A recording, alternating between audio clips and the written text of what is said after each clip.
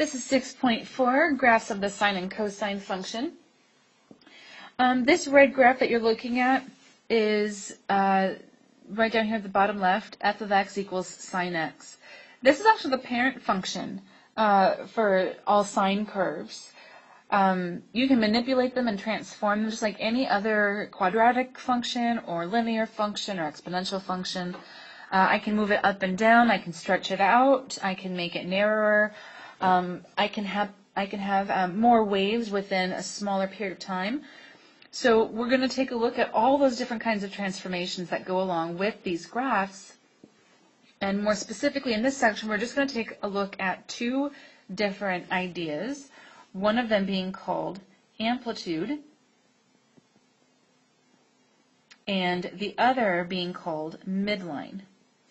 And you may have heard of amplitude before in physics or in another science class.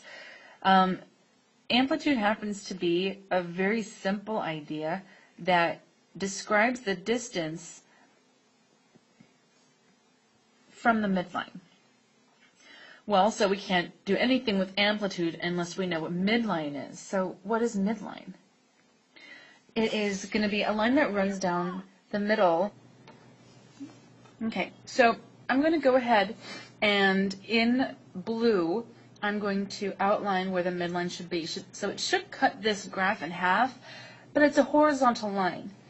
So I'm going to just do this with dashes, but this is where the midline would be. It's going to cut that graph right in half, so it's going to be almost like if I folded it over hot dog way, it would be the same distance from the top of the graph to the bottom of the graph.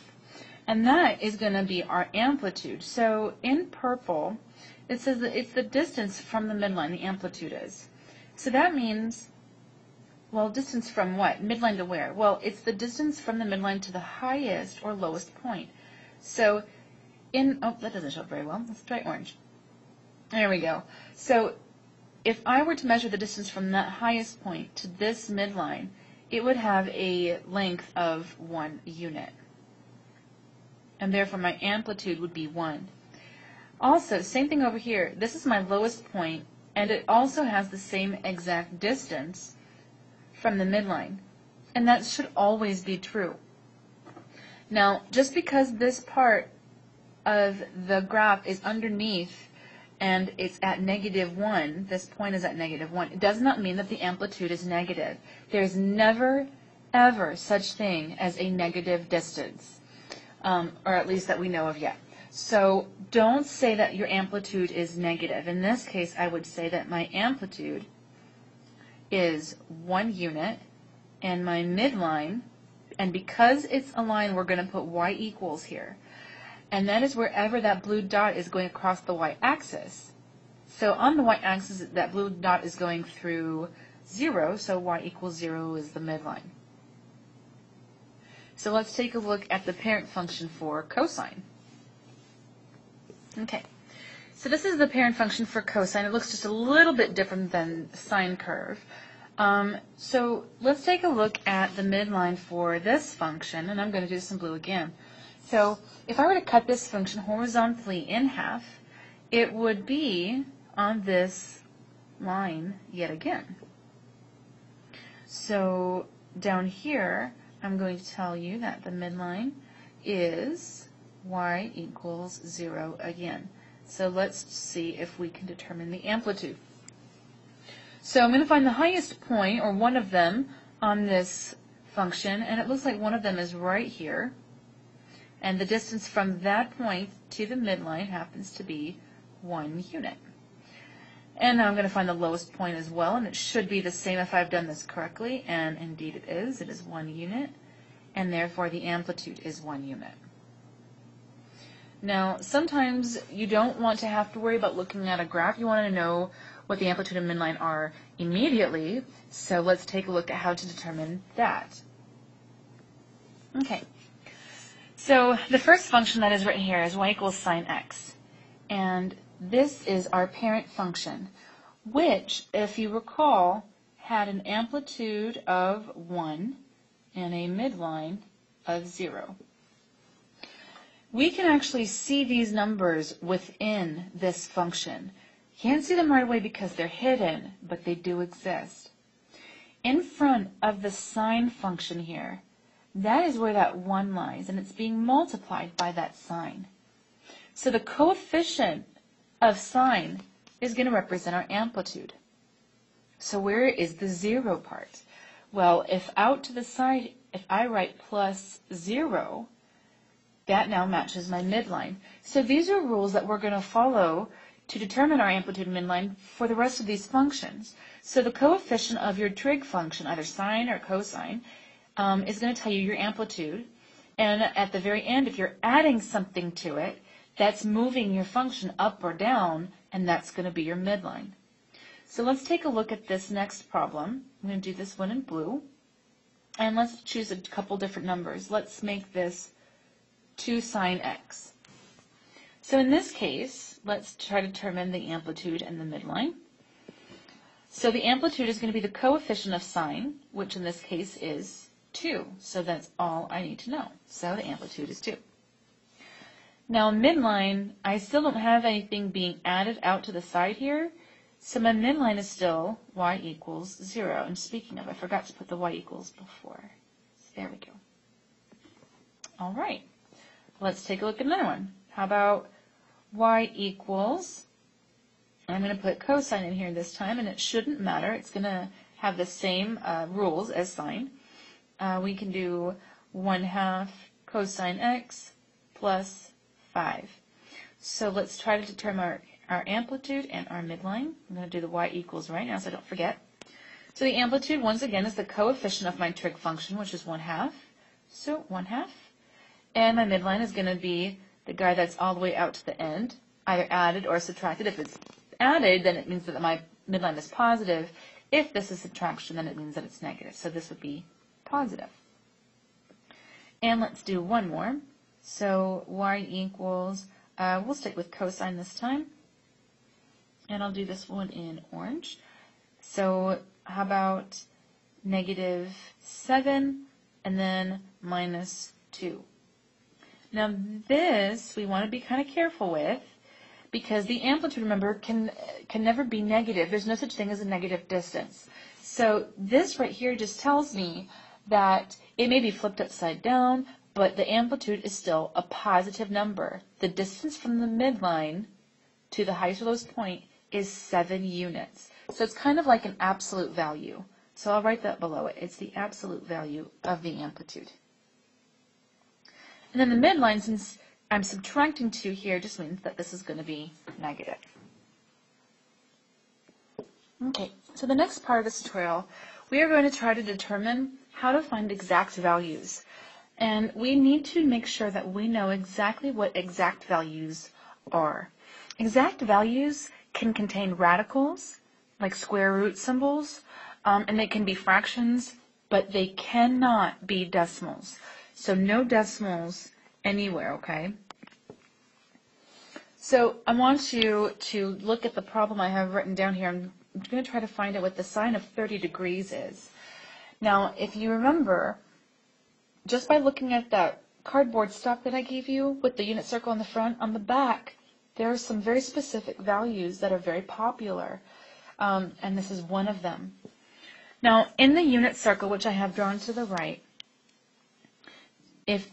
if I draw a 30-degree angle here, this is my theta, 30 degrees, okay, then this point has some y value, so this would be the x value, and this would be the y value, because we're dealing with sine. And I want to know what it is. And some of these have really nice exact values, and they're really useful. And from your previous classes, you should remember, or at least try to remember, your special right triangles. And watch what I do here in this picture, and I'll show you where the special right triangles come into play. I'm going to make a right triangle here. Okay? And I'm going to blow that triangle up right over here so I can draw it a little bit easier. So there we go. This is the 30-degree angle. If this is 90 degrees, then that makes this angle up here 60. So this is a 30, 60, 90 triangle. And if you remember correctly, if the shorter side is x, then the hypotenuse is twice as big, and the side opposite the 60-degree angle is the smaller side multiplied by the square root of 3. Now, if we were to do this but without x's, like let's say that x is equal to 1, then that means that this side here is a 1, and the 2x side is just 2, and the other side, x times the square root of 3, is just the square root of 3. All right, there we go, nice and clean. Now, if you remember also from way back when, your SOHCAHTOA rules, sine happens to be opposite over hypotenuse. So I'm going to write that out. So the sine of my degree measure is opposite over hypotenuse. Now in this particular case, this is the sine of 30 degrees, which happens to be right here. Okay? So the side opposite the 30-degree angle would be this side over here, which is 1. So I'm going to write that down. So the sine of 30 degrees is equal to 1 over the hypotenuse of this, which would be 2. So, does this look like an exact value? Well, sure it does. There's no decimals. It's a very nice fraction, actually. And this has the equivalent value of 0.5. But we're not going to write 0.5 because there's no decimals allowed in exact values. So, using this same exact triangle, what would the cosine value of 30 degrees be? So I'm going to write this right below in blue, cosine of 30 degrees.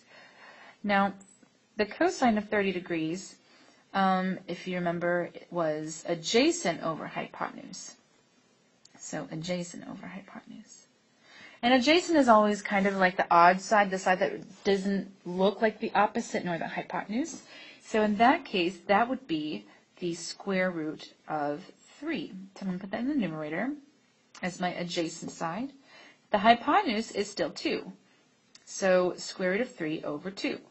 And this does look like an exact value because there's no decimals and there are a radical and it's simplified, so we are good. So that's one way that you can do this. And you can do this with 60 degrees or 90 degrees because those are all the degree measures in here. And there's one other degree measure that's very useful that also has to do with exact values. So see if you can remember what kind of a triangle that was before I draw it. All right. If you said 45, 45, 90, you would be correct. So I'm going to blow this green triangle up so we can see it a whole lot better. So this is my right angle here, 45 degrees and 45 degrees. And the relationship with this, if x was equal to 1, then both of the legs would be congruent, and the hypotenuse would be the square root of 2. So down below, let's see if we can determine the sine and cosine values of 45 degrees. Oh, come on. Blue is not working. There we go. All right. So in order to do the sine, that means opposite over hypotenuse. And it doesn't matter which 45-degree angle that you choose because they're both the same. So I guess I will choose this one. So the opposite side here would be 1. And the hypotenuse is the square root of 2. Now, the problem with this is we typically don't leave radicals in the denominator. Even if you see that happen in other places, it's technically not the best way to write it in mathematics. So we're going to do what's called rationalizing the denominator, and it has a very simple process.